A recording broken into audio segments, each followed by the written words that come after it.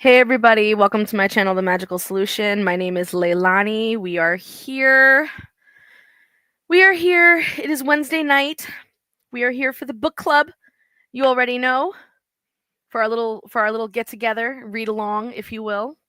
So we are live right now on Instagram, LinkedIn, YouTube, Facebook, TikTok, Twitch, all the places. And for those of you who are on my TikTok, don't get me wrong, as much as I love you guys being here, I would also love for you to be able to actually see what it is that we're reading together. So if you are the type of person who likes to actually see the book and read along with me, then head on over to the YouTube where we share screen.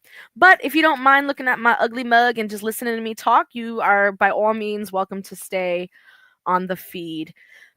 So we are currently on book 4, chapter 8 of the what do you call it? Excuse me, of the Hrmonial philosophy by Andrew Jackson Davis. And up to this point, we've kind of discussed a little bit of everything. We've talked about the anatomy of, the spirit. We've talked about the cosmology of the known and unknown universe, the beginning, if you will. We discussed the various realms and dimensions and the various spirits and inhabitants of those realms and dimensions. Um, yeah, so it's gone pretty deep so far, and all of that you can catch on YouTube. Now, if you're joining us for the first time, feel free to stay, because the way that we go about this book club is I read the chapter, I pause and interpret as much as I can, and then in the last 15 minutes we take questions. So no matter what, you're going to get something from it. So I encourage you definitely to stay. So let's get to it. Let me share screen with you guys so that you can see what I see. And I want you over there in the chat on YouTube and all these other places. Let me know if you see what I see. All right. All right. Hello, hello. So let's get started. So the title of this chapter is called Centers in the Summerland. Now, book 4 as a whole is about death and what happens to the spirit after death, right? So the first 7 chapters, they went into, what happens to the body when we die, the spirit bodies when we die. Where do they go in terms of the realms that we discussed in all those previous books and chapters? um what are those spaces made up of, and what is our behavior supposed to be like? What are the rules in those spaces when we cross over, right? So that's what we've been kind of talking about up to this point. So now it looks like we're going to be getting into the actual Summerland itself, which from this cosmology, from this perspective, is essentially heaven, right? So like the central sun, heaven, the seventh sphere, the whatever dimension, like it's the source from which everything eventually returns to, that unified field that everything returns to, right? So in this chapter, we're going to be discussing a little bit more in detail what that experience is like. So the unerring history of each person is written in the Summerland. A man who lives for himself loses himself. If he wishes to gain the world, he as certainly loses it. The immoralities of his purposes defeat him at every step, from cradle to coffin. But consolation is at hand. Death is a chemical screen through which individuals are passed to their true stations in the Summerland. The spirit, the encasing soul, the life centers, characteristics, and motives pass through the death strainer, but there are left with the physical body, many of those hereditary predispositions and abnormal conditions which give rise to discordant passions and false appetites. Their effects, however, pass through and remain with the individual long after he has attained his center in the Summerland. Individualities are not therefore destroyed by death. Nothing is changed save the dense physical form. Now, in the temperament and characteristics of the individual are laid the foundations of the different centers in the mansions of the Father's house. If the person starts from earth interiorly, cleansed with cleansed, he will arrive at the next sphere in a purified condition. But if he leaves here with earthly and fleshy influences on the soul, he will arrive at a corresponding center with the accumulated effects of these still permeating the inner life and its affections. Thus, radical differences in men and women cause different societies beyond, some of them embodying the consequences of immoral motives and degraded purposes by which people have been actuated and made miserable in this world. This is a momentous truth. The Summerland is a natural state growing out of causes and effects as logically as today grew out of yesterday. It is made up of persons not only from all parts of this inhabitable globe, but of far distant planets constituted like our own Earth. All carry upon their faces, as well as in the secret chambers of their affections, the results on that globe which produced them. He who has been governed by high and beautiful motives instinctively seek association with those who have been similarly actuated. He who has been led by low and demoralizing motives seeks his like beyond. A man can elect his friends and gravitate to his own congenial spirit center until the redemptive evangel of regeneration, through repentance and progression, reaches his affections and pure purposes that are born within him. Progression from imperfection is a spiritual transaction, and societies in the unseen spheres are natural exponents of the interior realities of societies on different planets. So, up to this point, I hope you get what he's saying here. I mean, essentially, you know, aside from the physical body, he claims that everything, your personality, your characteristics, your motives, your deepest, darkest desires, your passions, all of it come with you into the next state, into the next phase of your death. And those are what essentially um, cause you to gravitate towards a particular sphere or area of the Summerland. Okay? One of them is called Altalisa. Persons have returned from it and testified that while dwellers on Earth, they were influenced mainly by the idea of gaining money, position, and power. These characteristics remained and personality. Wait, these characteristics remain and personality in the Summerland will take on that for which it has affinity. It will absorb from each society such influences as are in accordance with its magnetic powers and will exclude all others from whatever source. But going through death has cleansed personalities largely of causes, leaving results treasured up in the affections, and there is benefit to this extent, rather than injury or degradation by contact with unseen populations of like mind and character. The societies are necessarily on a higher plane than those to which they correspond on Earth, but the plane is so slightly removed that it requires little inward change to feel at home. It has been ascertained by conversations with those who have returned from the Summerland that persons of demoralizing motives in this life have the greatest density on their arrival. In Altalisa, where many go who have lived wholly under the influence of selfishness, the population seems about as comfortable as general society on earth. Jews believe still in the doctrine of their fathers, Abraham, Isaac, and Jacob. Roman Catholics hold the views which they cherish before death, and similarly with other persuasions. Progressively and imperceptibly, this sphere will become better and more harmonious.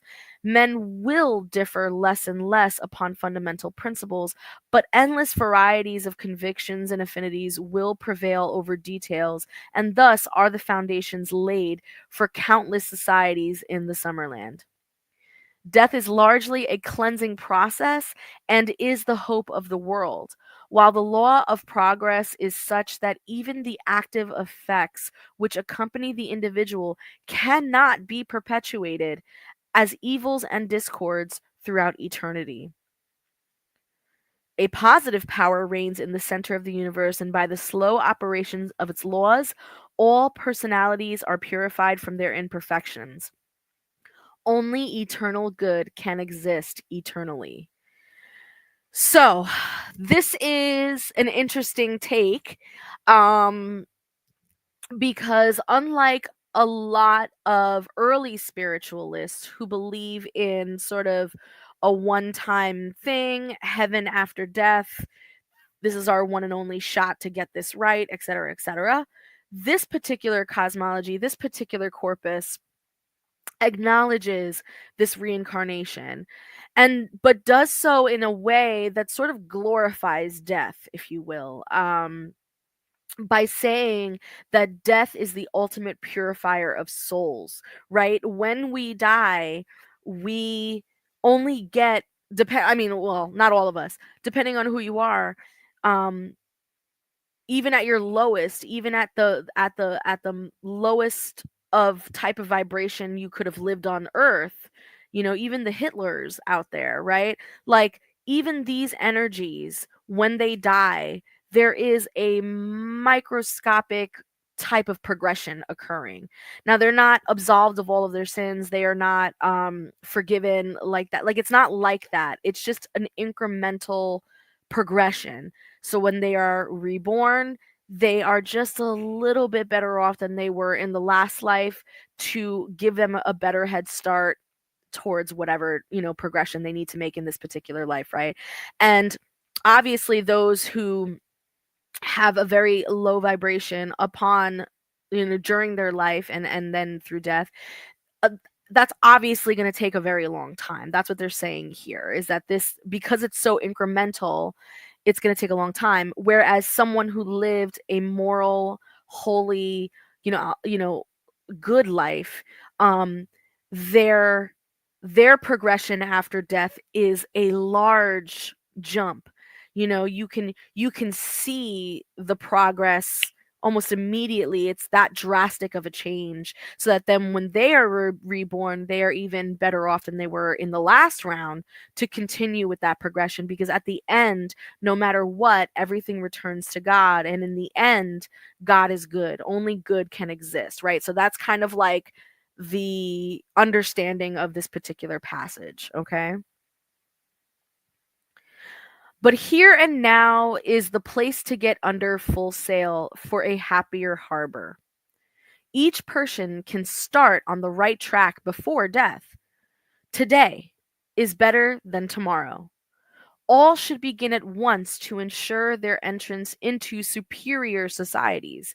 It is important to get a passport to harmonious centers in the Summerland.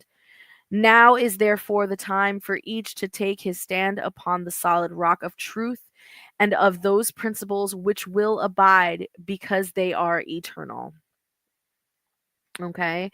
So again, they're talking about the Summerland being sort of like the place that we go when we die, and that there are these different pockets, these different societies of vibrationally matched spirits, right? So in this particular society, these are people who were considered very, very selfish when they were living. They were all about money, they were all about greed. And so in the afterlife, they will find each other, they will pocket into these little sort of communities and live their death in this space. Again, only microscopically, only incrementally in a progressive state, because we progress no matter what. um it is still going to be a state that is going to be somewhat insufferable, right, for them. So as to help in their next life, right? Wow, that chapter is over already? Okay. Well, we have way too much time, so I'm going to go into another chapter. We're going to go into chapter 9. So this is the winter land and the summer land. Okay. Hey, bendiciones, Omaira. Who do we got as it? Awesome. Thank you, thank you, thank you. So this earth, the earth that we're on right now, is a land of winter, of storms and sorrows. But the second sphere is a summer land of repose and infinite blossoming. Provision is made for the complete gratification of the diversities of spiritual desires so that all races and all states of mind will be at home in our Father's house, which is eternal in the heavens. Let us think of the physical aspect of the summer land. Many persons have understood me to say that it is a globe, but it is really a solid belt of land extending above the earth, 2/3 of the distance from the sun and some 70 million miles wide. Ugh, or immeasurably larger than the sun's path around Alcyon. I'm not sure what that says. In the deep of immensity. Hmm. Now, suppose this belt to be open at the sides, filled with worlds, crowned with stars and suns, while overhead and around is a firmament like the heaven above our earth.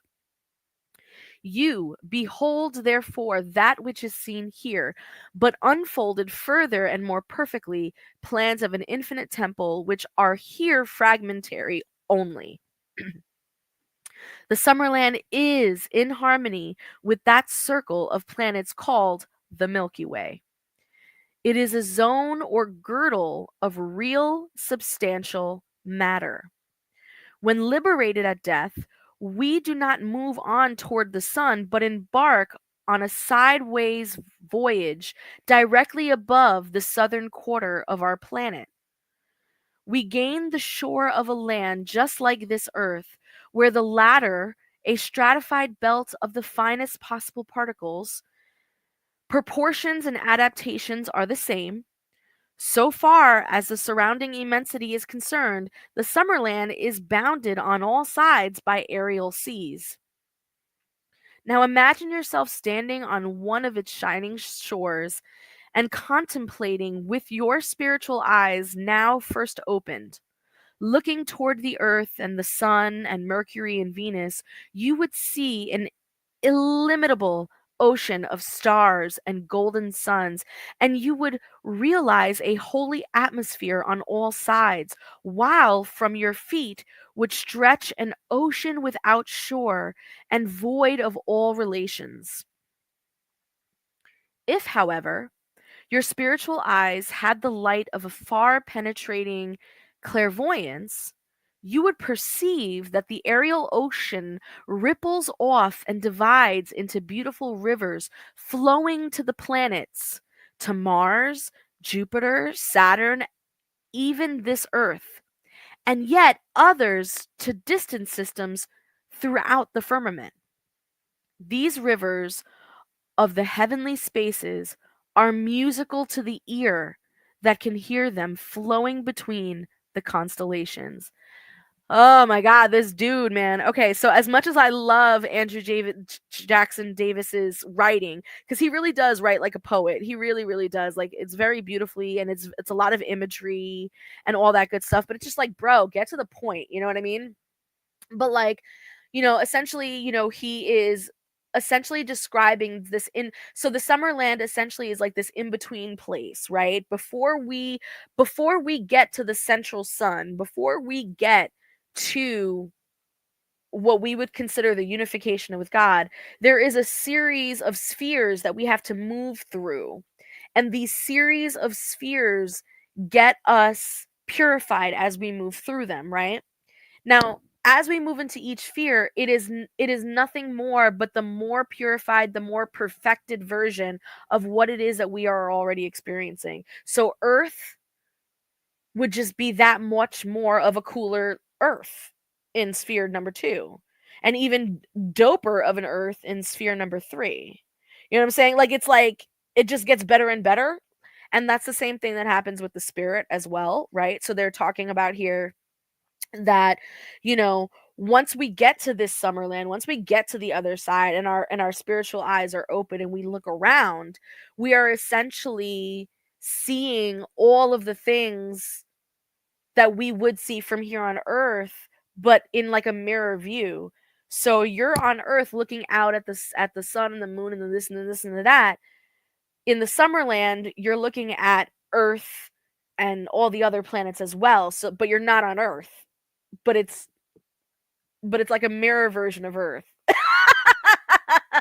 And anyway, my point is that, so he describes it as being on a belt, kind of similar to the way that the Milky Way looks, right? It has like rings, right? So he describes this Summerland place being on like this belt. Um and he does describe the firmament. So I'm not sure if he's, you know, he is talking about the dome and the this and that. So I'm not sure if this motherfucker is a flat earther or not yet. But based on the language so far, he's sounding a little bit like a flat earther. So I'm gonna have to really start questioning a lot. but but he has made it very clear in previous books and in previous chapters of this book that, you know, these planets are globes. Like when he talks about Mars and Jupiter and Saturn, he talks about globes, you know, and so he acknowledges that Earth is a globe. But the way he's describing the Summerland, it seems like it's like a galaxy belt with like a dome or a firmament, and then like a firmament that is a mirror reflection of Earth. So it's, if that makes sense. So he's kind of like both. Anyway, let's get to it. So very many persons depart every day from our own land of winter for the Summerland. When they are led through the celestial gardens and down by the shining shores, when they hear the lapping of musical waves as they ripple in from remote planets, bringing upon their undulating bosoms new persons who have left their gross bodies, it is as though you were to see beautiful spirits coming suddenly over the water by the seaside. I have frequently called your attention to the naturalness of the Summerland. Its reality is among the philosophical discoveries of the present outfolding century. You should know that its inhabitants live in harmonious accord with each other because of the omniscient system which is adapted to the infinite varieties of human character and consequent diversities of destiny. Whew!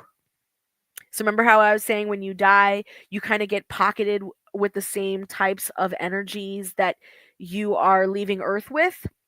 That's what he's talking about here. He's saying that the Summerland is so diverse because it is inclusive to the infinite creations of God. All the different expressions of God that God chose to be, when they return back to source, of course there is going to be something to welcome them in the way that they understand. Of course. Ugh, I'm so burpy because I just got finished eating dinner. That's why. Okay. So when you arrive, there you will not be a stranger, for you will have cultivated some presence of the house constructed of different and many mansions. Certain minds go into the superior state in natural slumber. The spirit rises up and attains a finer mode of thought and feeling. The life of the spirit is natural. You travel in the sleep state as though you were awake and in open day. This arises from a projection of your consciousness into the open world about you. The scenes of the second sphere are reflected upon the human mind whenever it is accessible and impressible. This is accomplished either by our own clairvoyant powers or by our invisible guardians and their artistic pencilings upon our faculties. All right, so this is where that acknowledgement that we have psychic and mediumistic abilities and that we have spirit helpers. This is a very early acknowledgement of this in this movement, okay? And this acknowledgement is the role of our psychic mediumistic powers and the role of the guardians who walk with us are to receive messages or to get messages from those guardians, but to receive messages from the central sun, from God itself, from the Summerland, who are sending out. Because remember in the last chapter, we talked about how the central sun is both receiving messages and feedback and spirits who have died to its source, and it's also sending out messages to all of its creation, right? It's the electric current and it's the magnetic current, right? So it's all happening all at once, right? So we're seeing that here again being acknowledged as you'd only be able to pick up those electrical impulses if you acknowledge the fact that we have psychic mediumistic abilities, and if you acknowledge that we can receive those messages through our guardians and our spirit guides and their impressions on us. Either way, it is all dependent on the fact that we are born with these gifts. These aren't things, these are natural. We just have to develop them. They are muscles. We just have to strengthen them, right? To be able to understand this. He talks about people kind of living life in sort of like a sleep state, and that, you know, those who walk through life with an open state and who are developing themselves and who are following a moralistic ethical order towards spirit, whatever that may be and whatever that might look like for them, will enter a much more superior and elevated state because of that. Right? And that is because they're there to help us. Those messages and the guidance that we receive from our spirits and from God, that's there to help us, right? And so it is almost our duty to work on our mediumistic and psychic abilities. It's our duty to teach others how to develop their psychic and mediumistic abilities, because it's literally doing them a disservice to be sleepwalking through life, right? That's essentially what I'm taking out of this paragraph. But yeah. I would now like to tell you about El Jadio, the planet of sorrow, or the plant of sorrow. Okay. Now, in the Summerland, there are melancholy characters who seem disposed to dwell upon the hard times experienced on Earth. They are downcast and sad for a while, but this celestial plant is their sweet medicine and perfect antidote. The sad ones are led to it. They begin to inhale its fragrance, to chew it a little every day, and then they learn that this flower is for healing of God's heart-stricken children. They carry its petals and are influenced. They make bouquets of it, and these relieve them of their earth-born sorrows. Thus, beautiful births take place out of confirmed despondency. A mother, for example, has been overworked to feed and clothe her children. She has at last died from excessive bodily fatigue and weariness of the heart. She is borne away on the silvery river to the Summerland, but she is still very weary. This beautiful plant is brought to her, and it lifts her gradually into a superior state. She realizes somewhat of heavenly comfort. She looks about and sees old acquaintances and loved ones. She finds them in the Father's house, where there are many mansions. And if it were not so, the seers would have told you. Okay, so that was the end of chapter 9. So now I'm going to go back and read the footnotes of the previous chapters, because Footnotes also help us to kind of figure out what the author has been trying to say, and also the person who transcribed this, what their interpretation of what the author is trying to say. So we always want to make sure we do that. All right, so here's the first footnote. Davis had occasion to complain that certain misdirected minds persisted in regarding his harmonial philosophy as teaching a uniform and an all glorious heaven for every person indiscriminately. And he found it necessary, therefore, to affirm, or rather to repeat, that the unrighteousness of our present rudimental existence continues in the subordinate societies of the second spheres. It is quite certain that this opinion is written all over his recollections of the life beyond, and the root of it is expressed clearly in the text above. At the same time, there are many loose and incautious statements which give color to an opposite view, and Davis evidently regarded the transition signified by death as carrying with it an unquestionable improvement of every state and case. Yeah, I can agree with that. That's exactly what Davis was saying.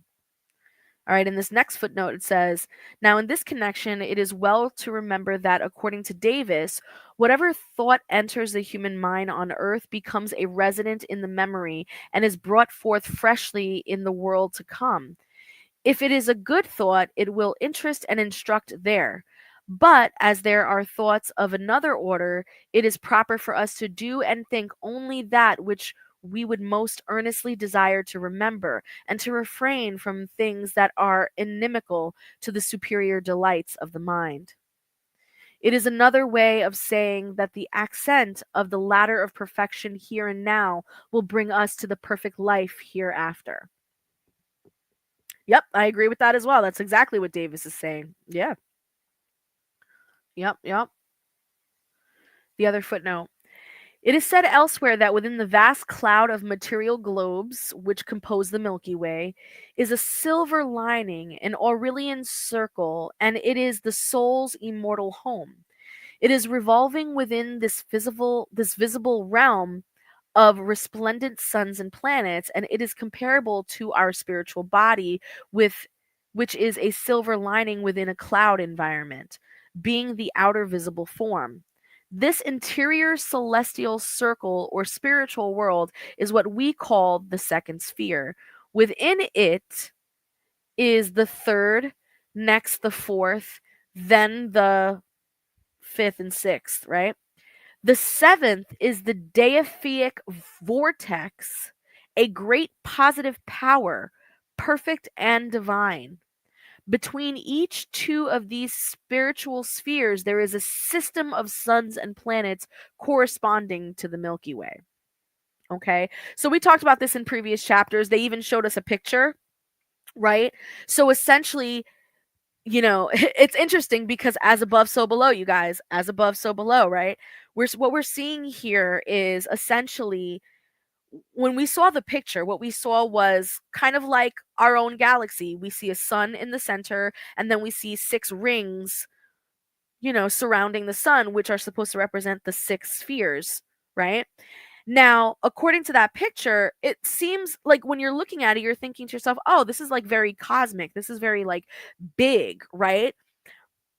But not really, because even on a cosmic scale, even when we're looking out to the Milky Way and we say, okay, the spiritual second sphere exists within, like, in all of this too, but it also exists within us. And so when we're looking at this piece of paper, we start on the outermost sphere, which is the first sphere, which is the sphere that we exist in right now.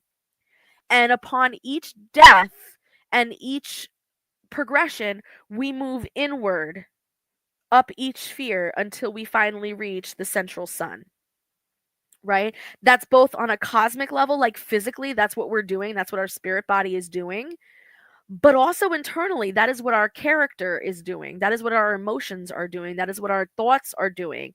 It's all getting more and more and more refined. Therefore, on a cosmic scale, we're moving out, out, out, out, out, out, out until we reach that central sun.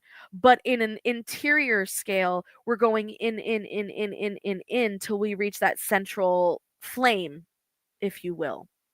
Does that make sense? Does that make sense? It sounds kind of wild, but like it's an as above, again, kind of mirror reflection of this whole process, right? Let's get to another footnote here. So it will be understood here that by the term invisible guardians, we are to understand visitors from the Summerland, and it may be recalled that, according to Davis, no spirit from our Earth has yet progressed beyond the second sphere. Though there is sometimes a direct transition from Jupiter and Saturn to the third sphere or higher Summerland, this being so, a question arose as to mediumistic communications alleged to come from more exalted regions. Davis has explained them by saying that each of the two spheres mentioned above is divided into 6 societies or 6 races of spirits in different stages of moral culture, and that each of these is then subdivided over and over again. Spirits communicating from any of these are said to confound societies and spheres together. The excuse given for which is that words are arbitrary signs of thought. The last point appears unconvincing, and the explanation as a whole did not appeal to the body general of spiritualists, but especially of mediums. Possibly they observed that the affirmed barrier of communication, notwithstanding Davis, had personally visited all the spheres and had paused only on the threshold of the seventh, and that which was possible to him they would scarcely regard as beyond themselves. The alternative descriptions here cited is from a book called The Present Age and the Inner Life. So, just to kind of explain this a little bit, um, when Andrew Jackson Davis was writing this book, he claimed in the beginning that he went into a deep, sort of mediumistic trance, and he actually visited all 6 spheres. Like, he went to the different spheres. He met with these energies. He saw the landscape. He saw how these societies were made up. He saw how these little pocket groups interacted with each other. He was witness to all of that, right? But he never made it past the seventh, the edge of the 6th sphere, because that would be God. He would be at the end of the line. Like, that's where it's beyond us now when we get to that point, right? So according to him, this is his recount of all of this, right? And let's be for real. Let's be for real. The entire spiritualist movement, the entire spiritist movement, and the entire Espiritismo movement, all of our doctrines, all of our oral tradition, all of our information about the spirit realm came from other mediums. Mediums who had these interactions, who were tested, and who recorded their accounts. And then those of us on the receiving end, we go through these accounts, we compare and contrast. This is part of our research. This is part of solidifying who's real and who isn't. It goes through a process of communal sort of ripping apart, right? And so Andrew Jackson Davis, he made it to be one of the founding fathers of this lineage. So a lot of what we're talking about here, this is carried into even modern day spiritism and espiritismo. It might be diluted, it might be chopped up and bits and pieces taken here and there and the rest thrown out. Whatever the case may be, this is where a lot of it is coming from.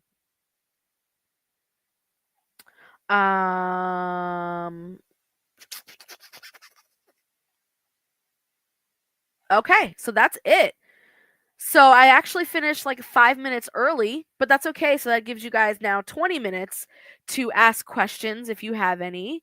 And it doesn't necessarily have to be regarding this book. It could be about anything spiritualism, spiritism, and espiritismo related. But the floor is open. So I'd love to hear from you guys.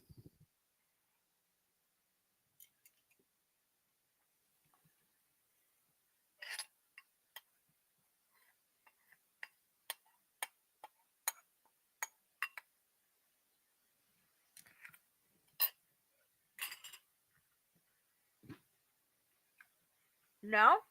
Really? All right.